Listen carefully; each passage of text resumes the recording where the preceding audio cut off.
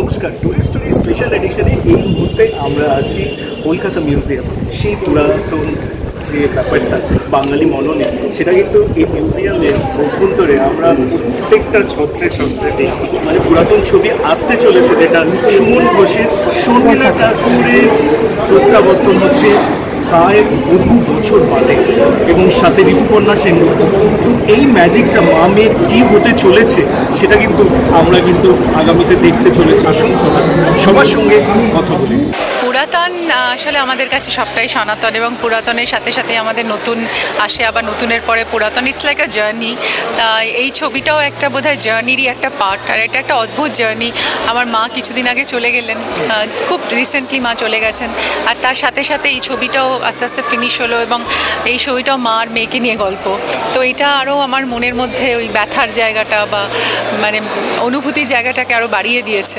তো আমার মনে হয় যে এই ছবিটিও শর্মিলা ঠাকুরের, পুরাতন শর্মিলা ঠাকুরের প্রত্যাবর্তন আবার মানে 14 বছর পর। তো এটা আমাদের কাছে অনেক বড় পাওয়া ওনাকে, এবং আমি মনে করি যে এই ছবিটা মানুষের মনের মধ্যে, মানুষের জীবনে কোথাও না কোথাও একটা জায়গা করে নেবে। ডেকেড আফটার ডেকেড একটাই নাম বাংলা চলচ্চিত্রে, ঋতুপর্ণা সেনগুপ্ত। এবং ঋতুপর্ণা নিজেকে বদলে দিয়েছে। ঋতুপর্ণা আবার পুরাতনের মাধ্যমে নতুন ঋতুকে আমরা দেখতে পাবো। দেখতেও পারেন, কারণ এই ছবিতে যারা আমাকে দেখেছে তারা বলেছে ঋতুপর্ণাকে অন্যরকম লাগছে। সুমনের পরিচালনাটাও একেবারে অন্যরকম হয়েছে এই ছবিতে। এর আগে আমি ওর সাথে বসু পরিবারে কাজ করেছি, তবে ও প্রত্যেক ছবির সাথে কিছু না কিছুভাবে বদলায়।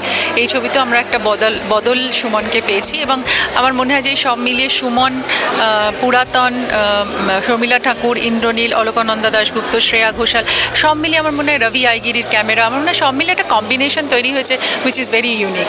একদম নববর্ষে প্রাক্কালে ঋতু এমন একটা ছবি আসছে যেটা বাঙালির মননে কিন্তু আলাদা জায়গা করে নেবে একেবারে। আর আমি মনে করি এটা আমার দর্শকদের জন্য এটা একটা উপহার, কারণ নববর্ষে আমরা উপহার পেয়ে থাকি। তা আমি এবার দর্শকদের উপহার দিতে চাই এই ছবিটির মাধ্যমে, পুরাতন দিয়ে শর্মিলা ঠাকুরের ছবি 14 বছর পর আবার বাংলা স্ক্রিনে। তা আমার মনে হয় দর্শকদেরও কাছে এটা বড় উপহার, এবং শর্মিলা ঠাকুর অপেক্ষা করছেন দর্শকরা কিভাবে হল ভরে ভরে এই ছবিটি দেখবেন।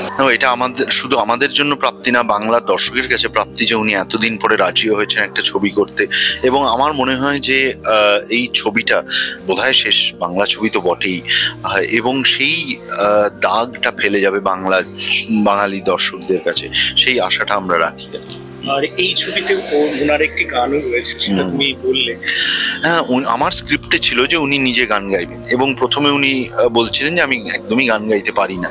আমি এখন যখন এডিটটা দেখালাম, উনিও বুঝলেন যে কোথায় ওনার নিজের গাওয়াটা খুব দরকার, এবং তারপরে উনি গানটা গাইতে রাজি হন।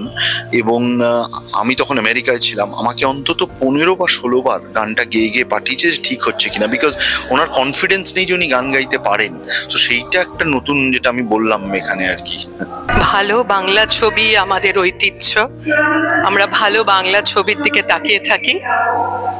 ঋতুপর্ণা, শর্মিলা ঠাকুর, এই জুটি দুটো জেনারেশনকে এক করা একটা নিশ্চয়ই আশ্চর্য কিছু মোড়ক উন্মোচিত হবে সম্পর্কের, সেটার আশায় আমরা সবাই রয়েছি, আমিও রয়েছি। সুমন আমাকে বলেছিল যে এরকম একটা ছবি একটা অংশে থাকতে হবে তোমায়, তো অনেকদিন ধরেই হচ্ছিল না সুমনদার সঙ্গে কাজ। তো আমি বলেছি একটা গেস্ট অ্যাপিয়ারেন্স করে দিতে হবে। তাই বললাম নিশ্চয়ই। আর সুমনদাকে না বলার কোনো প্রশ্নই ওঠে না, আমার খুব প্রিয় পরিচালক, একটা আত্মীয়তার সূত্র আছে। তারপরে মানে পরে বলবো না, ঋতুদি আছে, ঋতুদি সঙ্গে আমার বেশ কয়েকটা পরপর কাজ হলো। কাজে এসে যেটা হয়েছিল আর কি, ইন্দ্রনীল আমার খুবই বন্ধু, তো সবাই মিলে ওই করে শুটিং হয়েছে। তবে চরিত্রের ব্যাপারে যেটুকু আমার রয়েছে, যারা দর্শকরা দেখবেন তাদের জন্য একটা সারপ্রাইজ অপেক্ষা করে আছে। বরাবর বাংলাকে নতুন কিছু, বাংলার সংস্কৃতিকে আগে নিয়ে যাওয়ার জন্য আপ্রাণ চেষ্টা করে। অন্য ধরনের, অন্যরকম কাজ, যে কোনো ধরনের প্রচুর নবাগত লোকেদের সঙ্গে উনি ছবি করেন। তো এই যে বাংলা শিকড়, রুটস, সেইটাকে নিয়ে পুরাতন ছবি সুমন ঘোষের বানানো আমরা সকলেই দেখেছি, যে সুমনদা কত ভালো ভালো ছবি বানিয়েছেন। শর্মিলা ঠাকুর রয়েছেন, সম্বন্ধে নতুন করে বলার কিছু নেই। আমার মনে হয় এই ছবিটির মাধ্যমে আমরা একটা অবশ্যই নববর্ষের সেরা উপহার পেতে চলেছি। পুরাতন, শর্মিলা ম্যামের কামব্যাক এবং ঋতুতে আমি তো ছোট থেকে এনাদেরকে দেখে বড় হয়েছি, তো তাদের সাথে এক স্ক্রিনে কাজ করছি অ্যাজ ইন কো অ্যাক্টর হিসেবে তাদেরকে পাওয়া, এটা এখনো পর্যন্ত আমি যা যা কাজ করেছি তার মধ্যে সব থেকে অন্যতম। এবার জাস্ট অপেক্ষা 11ই এপ্রিল আপনাদের সবার সঙ্গে দেখা হবে আমাদের থিয়েটারে। আমার অনেক ভালো লেগেছে আজকে এই মিউজিক লঞ্চে এসে, and I am really looking forward for this movie. আশা করি খুব ভালো হবে, মানে অফকোর্স অ্যাক্টার্স যারা আছে ভালোই হবে। Just dedicated 2 lines to Sharmila Tagore and Ritu Parna.